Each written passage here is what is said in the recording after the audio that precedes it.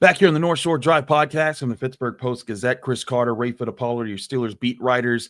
This show also brought to you by Goldberg, Persky, and White. If you were diagnosed with mesothelioma or lung cancer, call your local attorneys at Goldberg, Persky, and White. For over 40 years, their firm has represented thousands of lung cancer and mesothelioma victims. Call 1-800-COMPLEX or visit gpwlaw.com for a free consultation. Ray, there have been some fallers. I don't think that they are the biggest names to be concerned about. They're more so depth guys. And there were some guys specifically in this game that were fallers. I think we both agree Brandon Echols had a rough outing. But all in all, I still think Brandon Echols is, again, as good of a fourth cornerback option the Steelers have had in some years. Yeah. But I think one thing that definitely is getting looked at right now, though, is is Cory Trice going to be back and available? Because this was kind of his year to show that he could stay healthy and compete with Echols for that fourth job. Yeah, we're talking about what are the Steelers going to do with Calvin Austin in IR?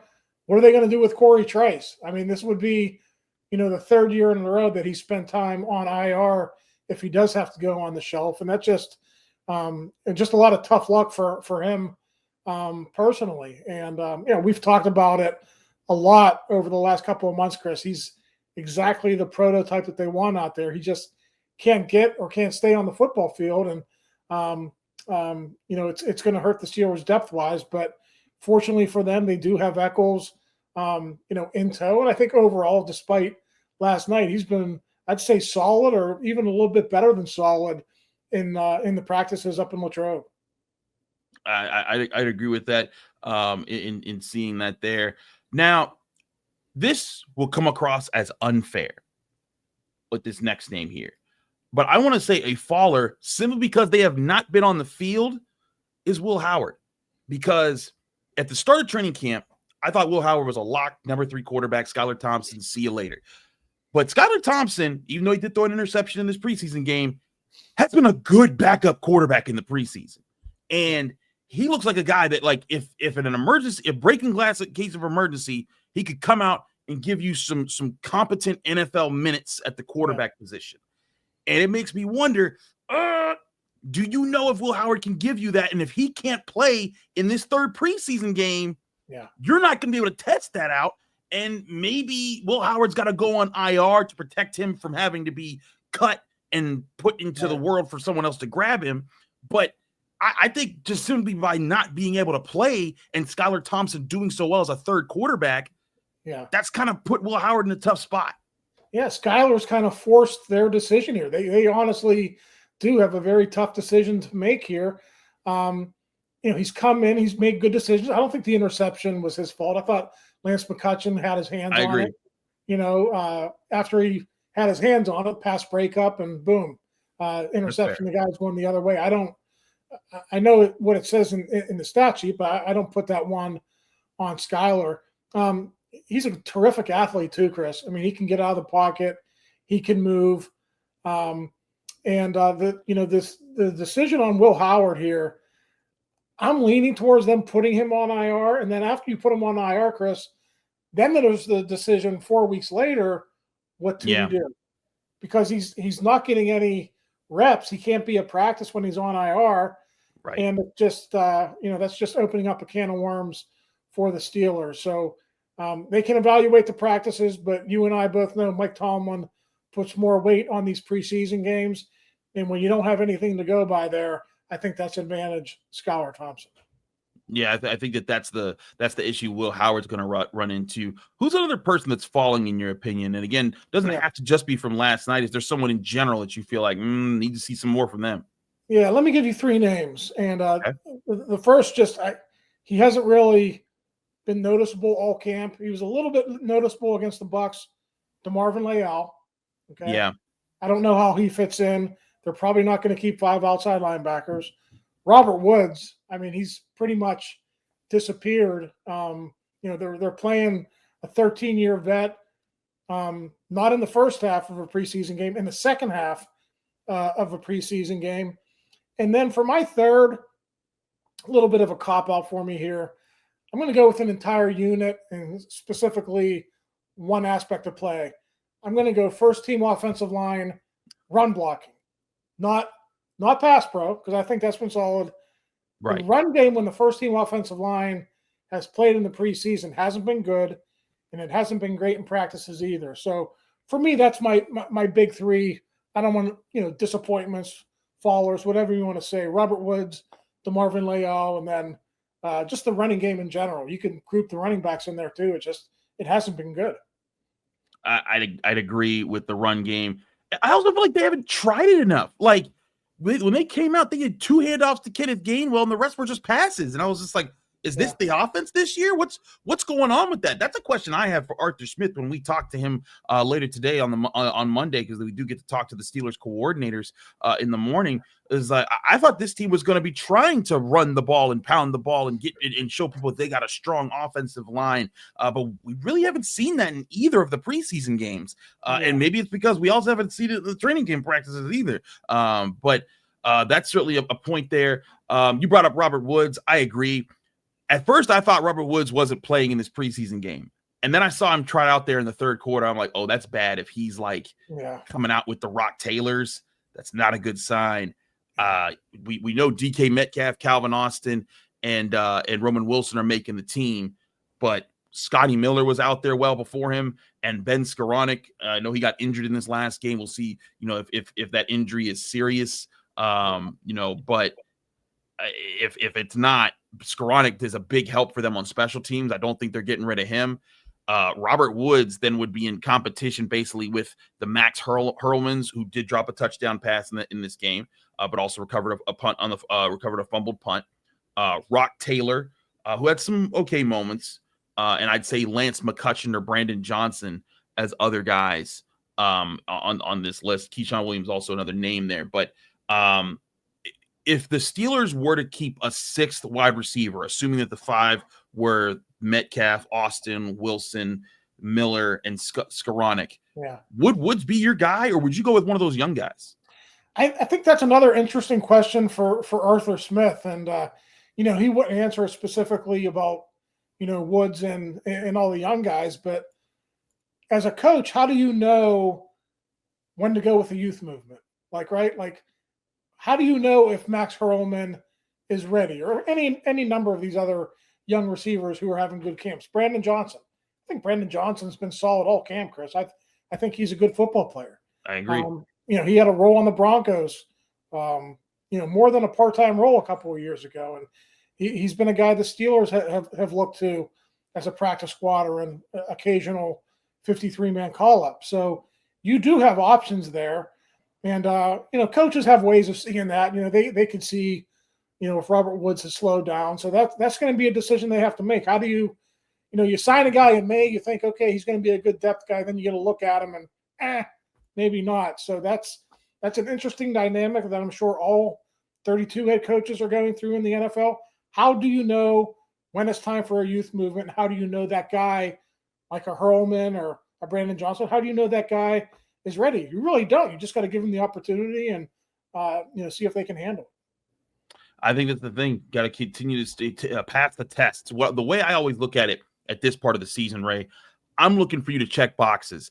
When people are talking about this means that, like when people are judging a player for a mistake or a really good play in the preseason, I'm not seeing it as this is proven that they're going to always be able to do it. I'm seeing it's okay, they did it this time. Now when I get to the end of preseason and training camp, I look back at how many times did I check that player's box? Did I consistently see them improve? Like with Roman Wilson, when the first time I saw Roman Wilson step up in training camp, he was one-on-one with a deep ball of Joey Porter Jr., and he took the ball off of Joey Porter's head. And I was like, whoa. And I was like, okay, cool. And I was like, all right, trending up with that one, but let's see how he does. And every day after that, he made another play and another play and another play and another play. And here we are. That might have been 3 weeks ago now. And he stacked several good practices and now 2 good preseason games. And that's what you want to see from players. And it doesn't mean that they're going to turn out great. Again, 2 years ago, you and I saw Kenny Pickett in that offense. Every time they stepped foot on the field, touchdown drive. They looked like they was ready to go, and Matt Canada was going to redeem everything, and then they got slaughtered by the Niners, and we were all like, well, that's so much for that. Preseason does not mean all that, but these are the tests that they're going through at this part of the season to say, hey, especially if you're a young player, are you adapting? Are you doing what's being asked of you? And I think that a lot of these younger guys that we're talking about have been. Some of these guys aren't, but that's what you're looking for right now. And one person in particular I'm going to focus on for my next film study that should come out today is Derek Harmon, who I think one of the things I was wondering is how could he use his hands a little bit better from the first preseason game? And in this preseason game, he used his hands a lot. And it was a really positive step forward for him. And I think that it's another guy. They have a young guy just stacking good days and showing progress to being the player they need to be for the Steelers this year. Yeah, I mean, listen, this is why Mike Tomlin makes so much money. This is why GMs and scouts are in the positions they're in. They have to differentiate between guys who are maybe camp darlings or guys who could actually have viable roles on your 53-man roster when the bullets – so to speak, begin to fly for real during the season. And I'll bring up one name from you a few years back, Chris.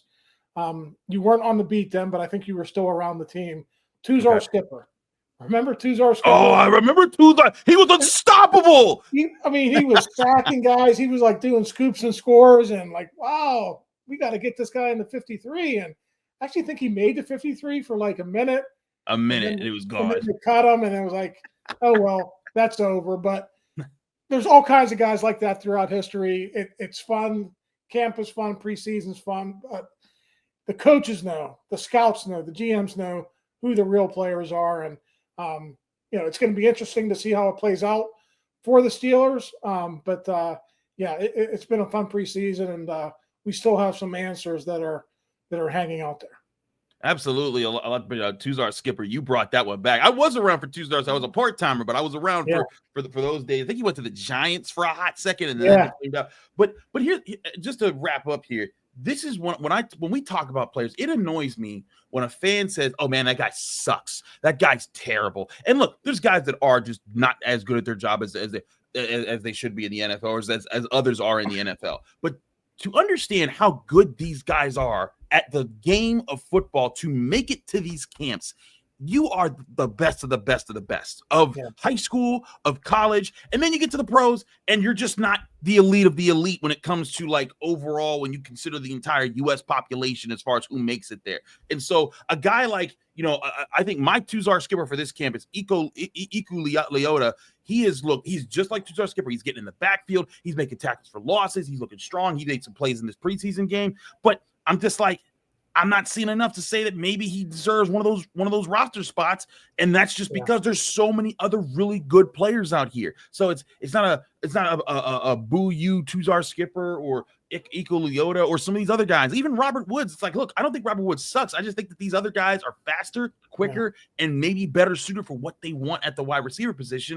And I think that that's the perspective as journalists that I appreciate when we come with, and that I'd appreciate if more fans understood when they're just labeling guys as bad or terrible. It's like, hey, to get to this level, there's so many other things you had to do. Yeah, and the great thing about the NFL is it's that old saying, like real recognizes real. Like, yes, this is when you actually have to go out and prove it. I mean, Chris, there are guys who 4 or 5 years ago were 5-star recruits.